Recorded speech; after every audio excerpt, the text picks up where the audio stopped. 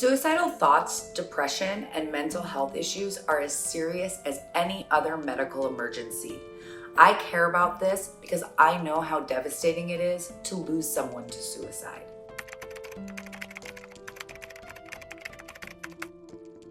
A few years ago, when I was still a classroom teacher, I had the devastating experience of losing a student to suicide.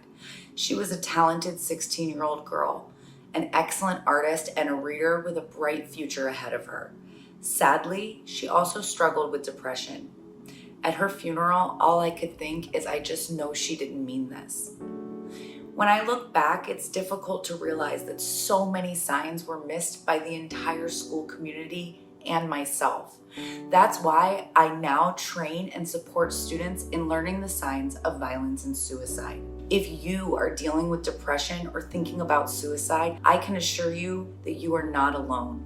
My goal today is to encourage you to get help and answer some questions that you probably have. Before we get started, make sure to subscribe to this channel for more videos like this and check out our website for more resources. What should I do about suicidal thoughts?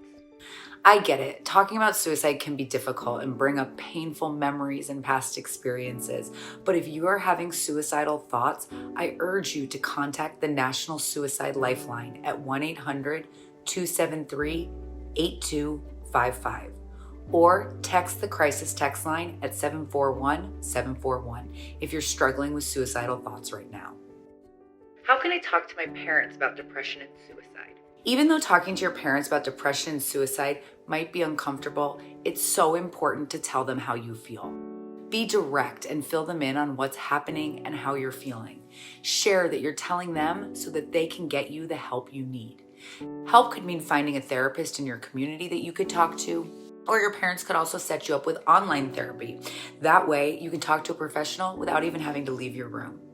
Should I tell a teacher or school counselor about my suicidal thoughts? Yes, you should tell a teacher or counselor about your suicidal thoughts. Trusted adults in your school, like teachers and school counselors, are useful to talk to about suicidal thoughts.